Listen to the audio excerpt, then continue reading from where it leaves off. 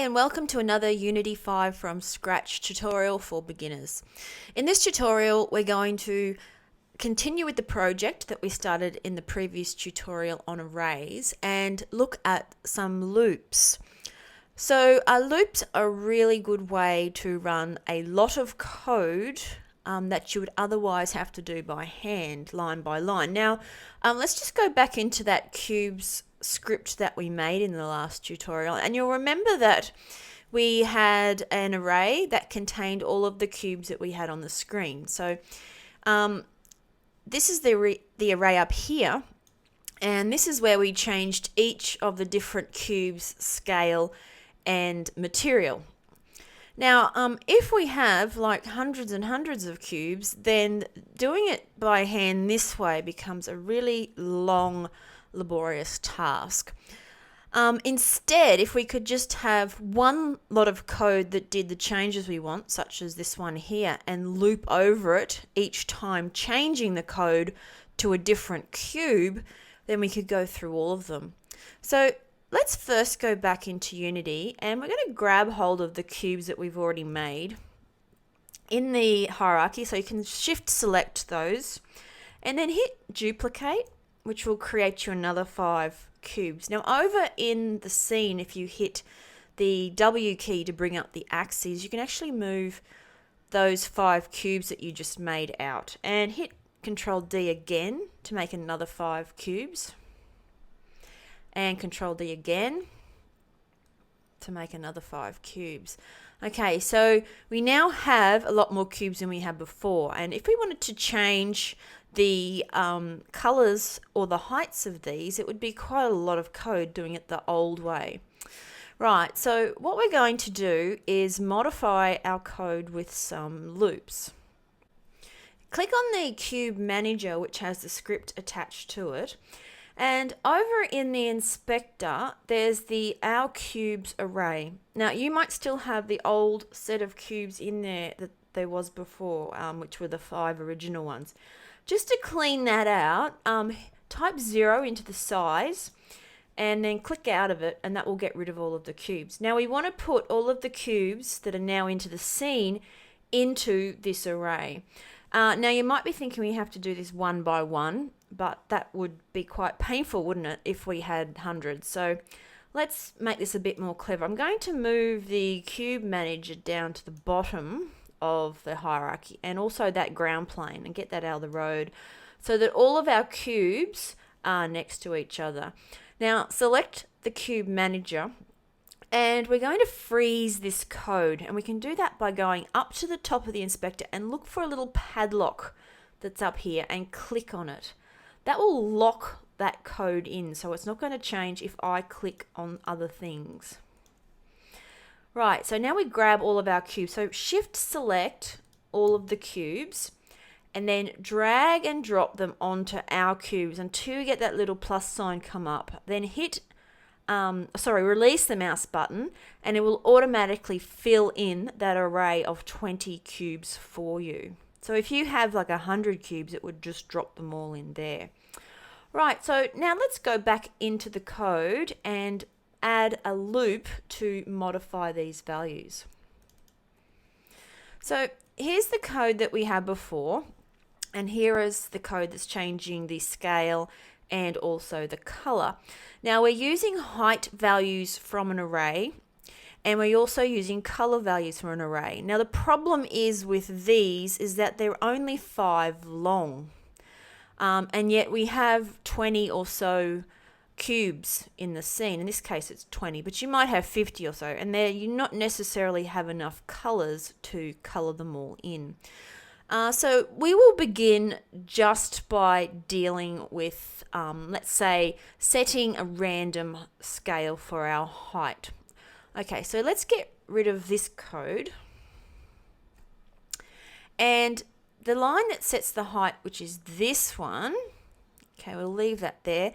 We'll just comment out the coloring one, and we'll get rid of all these multiple pieces of code. Okay, so we only need one line of code that's going to change the height, but we need a way of making this go from cube 0 to cube 1 to cube 2 to cube 3. So we're going to loop around through those. Now, a very convenient loop, and the one that I use the most, is a for loop. And it looks like this. It starts with 4. And then we have an initialization value for our counter. And that counter is a variable, and it's an integer. So we go int, and more often than not, it's called I. Okay, so this is our index, and it's incremented, and I is just, I guess, the default or the standard that people use for a counter for a loop. Okay, the next part of the for statement is the biggest value you want I to reach. So we're testing that this loop will go around for so many times until a certain condition is hit. And therefore in here we're going to say basically while I is less than the number of cubes that we've got, which is our cubes, which is the array, dot length. And that will return the number of cubes in the array. So if there's 50 in there, it'll give you 50. If there's 20 in there, it'll give you 20. So it's going to deal with that array changing size. Then there's another semicolon, and after that we change the value of I to the next index that we want. And so we'll go plus plus. So it'll go from 0, which I should set back here. So I will initially equal 0. It's going to check if I is still less than our cube length, which it will be, and then it's going to change it to 1. Then it's going to do some code, and then it's going to come back and update I to 1. Check if it's still less than the length, which it will be. Run the code, update it to 2, run the code, update it to 3, and keep looping around whilst always testing that I is remaining less than the length of cubes that we've got. Okay, so the for loop has squiggly brackets. Then inside the for loop, we put our code that we want to run over and over again. And then another squiggly bracket. So you have to make sure that you've got an opening and a closing squiggly brackets that match each other.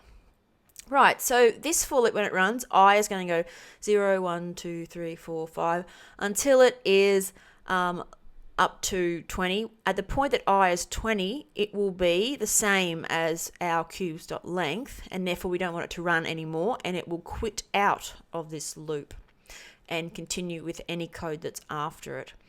Okay, so the whole key to this looping is that we use the value I in the little box for our cube number. So instead of our cubes 0, we've now got our cubes I. And so that will change each time it loops. It's going to grab the 0th cube first, then the first cube, then the second cube, then the third cube, and change its scale. Now, in this case, we're still using this height value here, which I'm going to get rid of because that height array only has 5 values in it, and just set it to something random. So let's go random.range between 1 and 6, and that will just give each cube a different random height. Okay, so save that. Now we'll flick back into Unity and run. And there you go. So it's looped over all of those cubes, and it's changed all of the height values for them.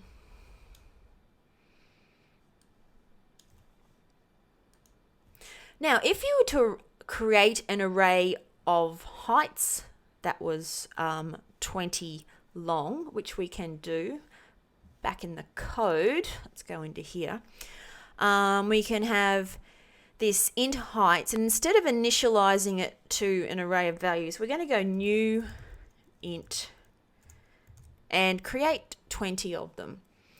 And then before we can actually use those height values to change the heights of the cubes, we can create another for loop that loops around through that height array. This time I will be less than height dot length I plus plus, and then for each height at box I, we will set that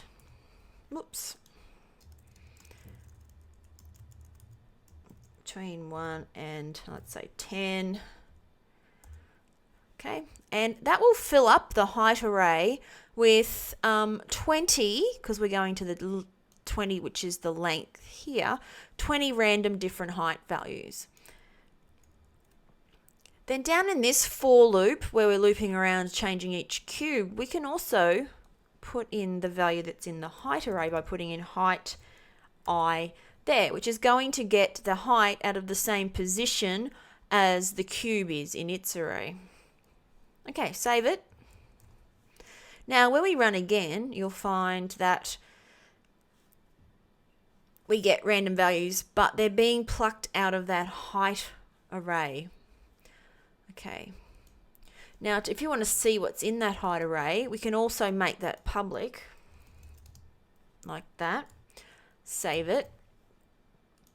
And then if we click on our cube manager, our height array will appear here with 20 values in it. And notice that they're initialized all to 0. But when we run it, it will then fill up with random values. And you can see those happening there. All right, so finally, we can also do the same thing with the color array. So the color array, we get rid of those values that we had initially, and we can create 20 new colors. New color 20. And then we can have another for loop down here. We'll just copy and paste that one. It's going to loop through the length of the colors. And then it's going to set the colors in each box to a random color. So we can create those with new color. Now the color can be constructed with 3 floating values between 0 and 1. So it's we're going to use random ones. Random.range between 0f and 1f. That will give us one random value for the red channel for the color, and then we want to copy and paste that comma and another one for the green and the blue. Now if you want to know how to construct a color, then just look that up in the Unity scripting reference and it will show you that you can specify color as a red, green and blue value, which mixes those together. So I'm not going to go into color theory here, but that will create a random color in each of those 20 different positions in that array. Now, down in the next for loop where we're actually dealing with our cubes, we can uncomment the line that was setting the color each cube and make sure that we go to cube I rather than 0, because we want to loop through all of those cubes. And then we're going to also grab the ith color that we're creating as well to add. So save that. And let's go back into Unity and run it. Okay, so now we have random heights and random colors being assigned out of those arrays. Right, so just finally, if for example you didn't know how many cubes you were going to have, so say you were going to add another 10 or so cubes, then our colors and our height values, which are set to 20 here, are going to change, obviously, because we'll need more values. In that case, you actually want to take this line of code here and not set up the actual size of the array until just before you're going to use it.